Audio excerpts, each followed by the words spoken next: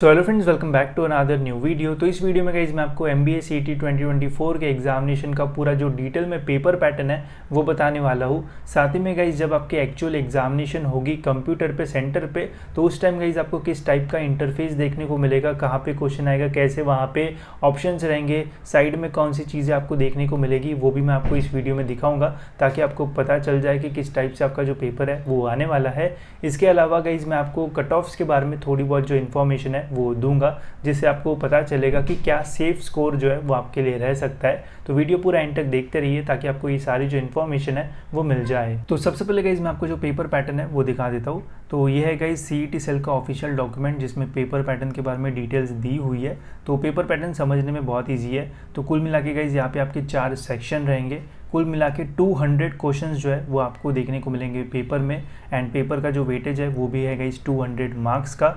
यहाँ पे guys MBA CET में कोई भी जो नेगेटिव मार्किंग है वो नहीं रहती है। तो पेपर के टाइम गाइज कोई भी क्वेश्चन छोड़ के मत आना। अगर तुक्के से भी राइट होता है तो अच्छी बात है, रॉन्ग होने पे कोई भी नेगेटिव मार्किंग जो है वो यहाँ पे नहीं रहेगी। 4 मेन सेक्शन में गाइज फर्स्ट सेक्शन है लॉजिकल रीजनिंग, सेकंड है एब्स्ट्रैक्ट रीजनिंग, थर्ड है guys quantitative aptitude and next है verbal ability and reading comprehension. Logical reasoning के 75 क्वेश्चंस आते हैं, सबसे ज़्यादा इसके क्वेश्चन आते हैं एंड इसका ही सबसे ज़्यादा वेटेज है। तो इसे बिल्कुल भी स्किप मत करना, अच्छे तरीके से इसकी प्रिपरेशन करो। नेक्स्ट है एब्स्ट्रैक्ट जिसके बस 25 क्वेश्चंस आते हैं। क्वांट्स के 50 क्वेश्चंस आते हैं, तो ये भी इंपॉर्टेंट है। And comprehension and verbal ability के 50 क्वेश्चंस आते हैं।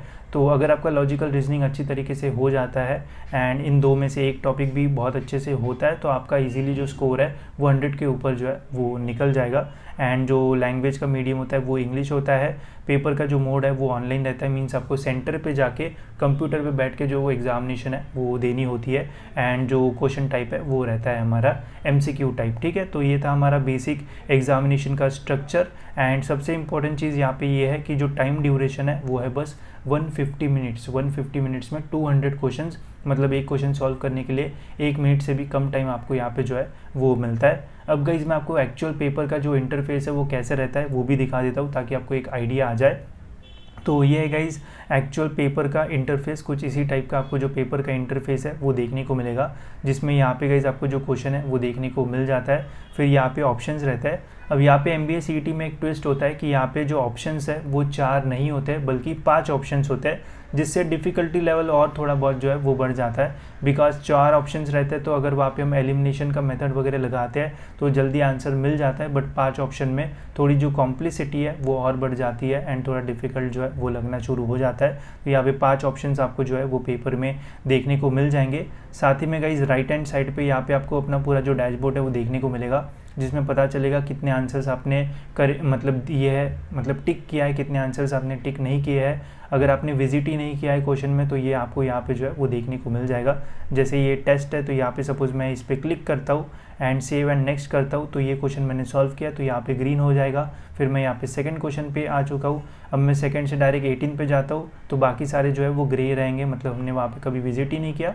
एंड जो विजिट किया वो 18 यहाँ पे आप देख सकते हो रेड हो चुका है। अगर इसका आप कोई भी आंसर टिक करते हो तो यहाँ पे आप टिक करके सेव एंड नेक्स्ट कर सकते हो तो वो जो है वो ग्रीन हो जाता है। ठीक है, तो ऐसा आपको ऑलमोस्ट पूरा जो इंटरफेस है वो देखने को मिलेगा। साथ ही में अगर आपको यहाँ से नेक्स्ट क्वेश्चन पे जाना है तो यहाँ से भी बटन से भी जो है वो जा सकते हो। जो क्वेश्चन पे टिक किया है अगर उसे आपको क्लियर करना है तो यहाँ पे क्लियर रिस्पॉन्स आप जो है वो कर सकते हो। तो ऐसा ऑलमोस्ट पूरा जो आपका पेपर का इंटरफेस है वो रहता है, जिसमें आपको अपना पूरा जो पेपर है वो सॉल्व करना पड़ता है। एंड कुल मिला के यहाँ पे 150 मिनट का टाइम रहता है जिसमें हमें 200 क्वेश्चन जो है वो सॉल्व करना पड़ता है। ठीक है, तो ऐसा आपका कुल मिला के पूरा जो इंटरफेस है वो रहता है। तो ऐसा सिंपल सा गाइस जो इंटरफेस है वो रहता है, बट एग्जाम में टाइम के प्रेशर की वजह से काफ़ी सारी जो मिस्टेक्स है वो हो जाती है, तो वो अवॉइड करना, इसलिए मैं आपको ये सारी चीज़ें दिखा रहा हूँ। इसके अलावा गाइस स्टूडेंट्स की और अच्छे से प्रैक्टिस हो तो इसके लिए गाइस हमने यहाँ पे MBA CET की जो टेस्ट सीरीज़ है वो भी लॉन्च कर दी है, जिसमें गाइस यहाँ पे आपको 20 फुल लेंथ मॉक टेस्ट जो है वो मिलेंगे। एंड इन सभी मॉक टेस्ट में गाइस हमने ट्राई किया कि सेम ही जो इंटरफेस का यूज़ है वो करे एंड कुछ ऐसा इंटरफेस आपको जो है वो मॉक टेस्ट में देखने को मिल जाएगा, जिससे आपकी ओवरऑल जो प्रैक्टिस है वो और भी अच्छी होगी। साथ ही में जो क्वेश्चंस की क्वालिटी है वो भी बहुत अच्छी है, ताकि आपको एक्चुअल पेपर की जो फील है